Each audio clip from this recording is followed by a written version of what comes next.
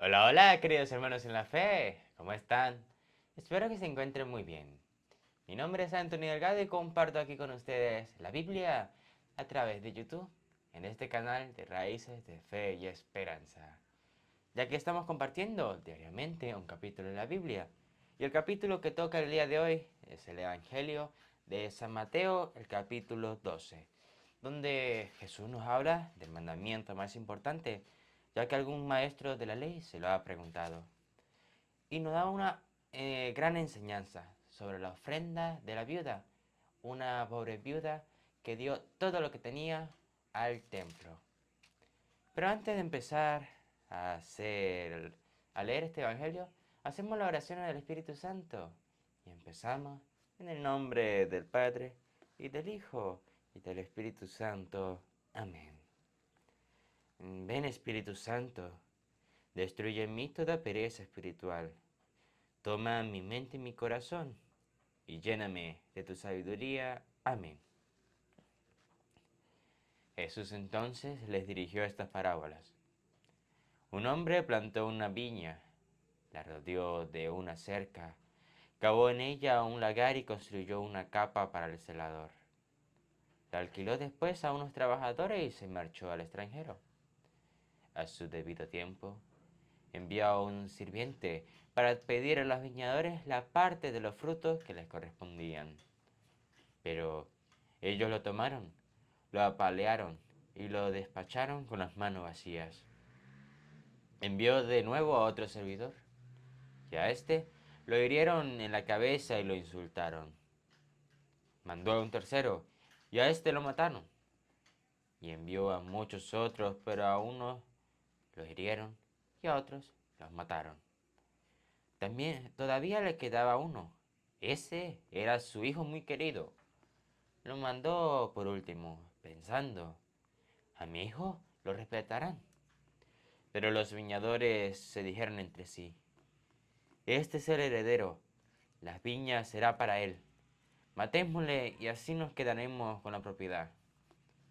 Tomaron al hijo, lo mataron y lo arrojaron fuera de la viña.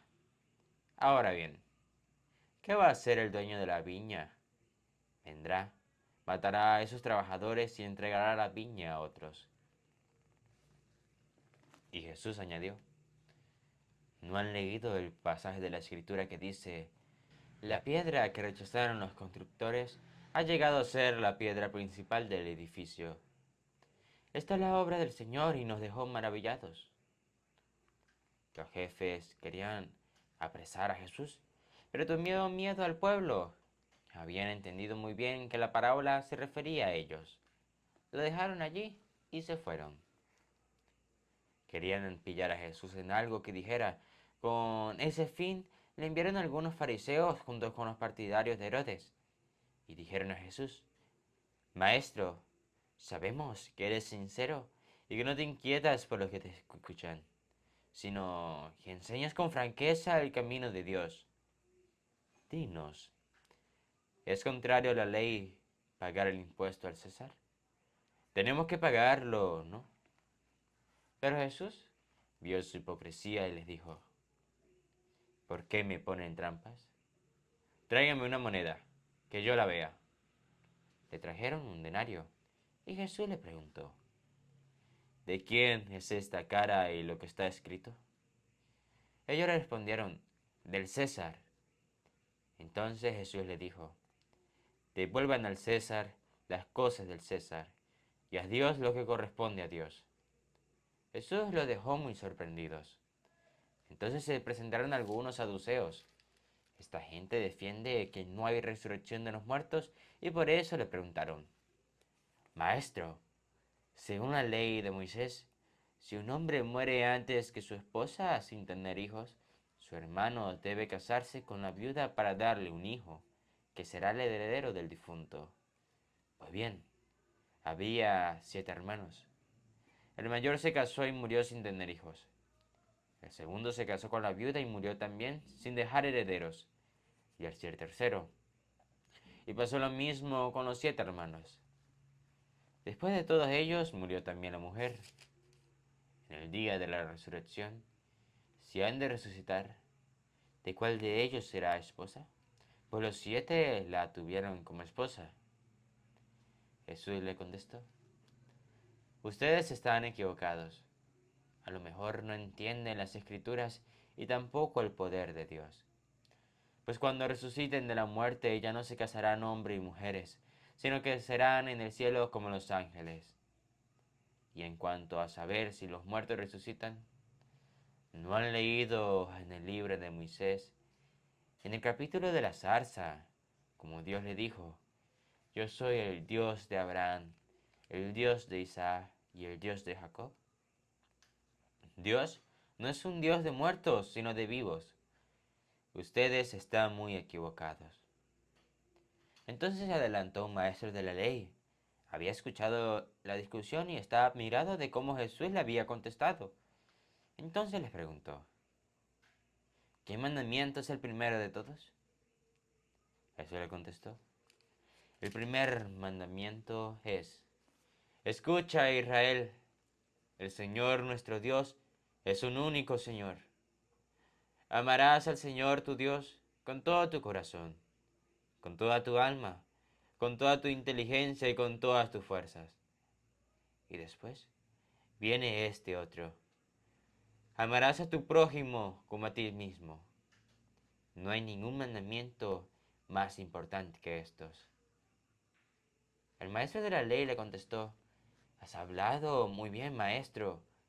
Tienes razón cuando dices que el Señor es único y que no hay otro fuera de Él. Y que amarlo con todo el corazón, con toda la inteligencia y con todas las fuerzas, y amar al prójimo como a sí mismo, vale más que todas las víctimas y sacrificios. Jesús vio que esta era respuesta sabia y le dijo, no estás lejos del reino de Dios. Y después de esto nadie más se atrevió a hacerle nuevas preguntas. Mientras Jesús enseñaba en el templo, preguntó, ¿por qué los maestros de la ley dicen que el Mesías será el hijo de David? Porque el mismo David dijo, hablando por el Espíritu Santo, dijo el Señor a mi Señor, siéntate a mi derecha hasta que ponga a tus enemigos debajo de tus pies. Si David mismo lo llama Señor, ¿cómo puede entonces ser hijo suyo? Mucha gente acudía a Jesús y lo escuchaba con agrado. En su enseñanza, Jesús les decía también, cuídense de esos maestros de la ley, a quienes les gusta pasear con sus amplias vestiduras, ser saludados en las plazas y ocupar asientos reservados en las sinagogas y en los banquetes. Incluso devoran los bienes de las viudas mientras se amparan detrás de largas oraciones. ¿Con qué severidad serán juzgados?